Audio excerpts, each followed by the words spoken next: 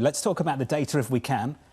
You're in a position now where you've got a ton of data yourself. What's it like at the Federal Reserve? Just this idea of flying blind without having that official data. What does that mean? On the margin, they can still use private sources and they can talk to businesses. The sense is that hiring is sluggish. I think you hear that from business. You also hear from business we may be belt tightening, but we're not firing significantly either. And so the reason the unemployment rate's not going up is because supply of labor is flat to down. And that's so far what the data says and what anecdotes say. I think it would be helpful to the Fed to start getting more of the formal data just to reinforce their views, particularly as they get closer to neutral.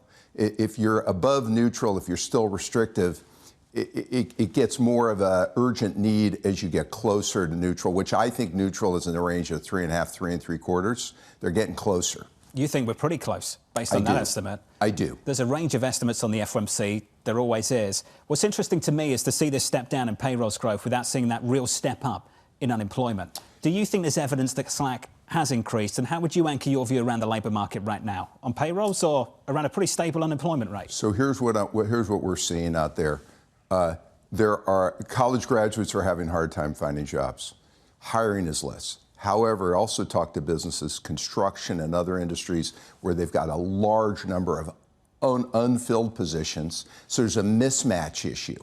So the part I think I'd be trying to figure out from my former job, is this a cyclical slowing or is a lot of this a matching issue that over the next year or two will get fixed by better matching? And right now, I think the jury's out. It looks like some cyclical slowing. That's why the Fed is cutting. But I think there's a point at which they're going to need to keep retesting that thesis. Based on your estimate of neutral, it implies that you don't think we're that restrictive right now, and therefore that's right. It would suggest that you don't think much of this is cyclical. Yeah, and the reason, by the way, for the debate about neutral, again, when most people say the long-run neutral rate is 2.75, they're assuming a 2% inflation rate. But inflation is not 2% right now. It's 2.75 to 3.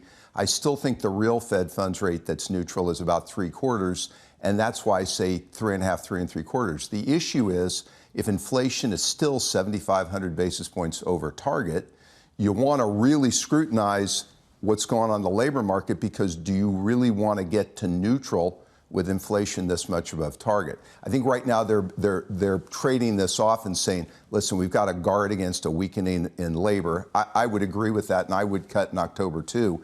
But beyond October, even though the market thinks it's a done deal for December, in my mind, if I were in my former job, I'd really want to be vigilant about it. Do you think we're that close to questioning the credibility of this pursuit of 2% inflation at the Federal Reserve? I don't think so, and here's why. Yes, we've been above target now for 3 or 4 years. Having said that, China overcapacity, disinflationary. AI over the horizon, disinflationary. And the reason this matters, there's 85 million Americans roughly who make 50 or 55 grand a year or less, have lost 25% purchasing power, are struggling to make ends meet. And for them, inflation above target is like a regressive tax. And so that's why I think it's still important to get in the neighborhood of 2. Doesn't have to be exactly 2, but in the neighborhood of it. Chinese overcapacity, disinflationary, now for the rest of the world. Maybe not for America. That's right. The wars have gone up. How does that change the story? Well, so the Fed over the last couple of years has benefited from the fact service sector inflation has been running in the mid-3s, but goods have been disinflating, fueled heavily by China. The tariff episode has stalled that, at least for us. But over the horizon, once the tariff situation settles down, I still think that disinflation may start to seep in, but we've interrupted it, and that's why you see overall inflation kind of just stuck and going sideways. How do you view the tariff story in terms of its impact on goods? Well, so in the near term, tariffs, I can tell you from businesses I talked to, have slowed growth. They may spur growth over the long run if it spurs more investment, but in the short run, it slows growth, it comes out of margin.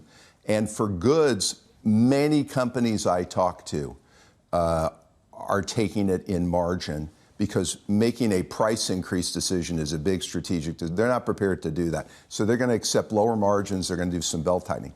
Over the horizon, though, the next year or two, most companies also I talk to want to get some of that margin loss back and price when they can. But for the moment, I think they're taking a lot of it out of margin. How are companies you're talking to thinking about IEEPA and the fact that the tariffs they're paying, they might actually get refunded for? I think the assumption by businesses, and I would guess other countries, is if this authorization doesn't stand up in the courts, the administration will find other authorizations. So I think people are proceeding on the assumption these are going to continue. You're traveling the world, speaking to businesses all around the planet, across several geographies. We were just talking, you'd recently back from Brazil. You're a very well-travelled man at the moment. You don't have that sort of regional Fed bias anymore if you ever had one. You're not just US-centric now. Right. Are you hopeful for the global economy based on what you're seeing?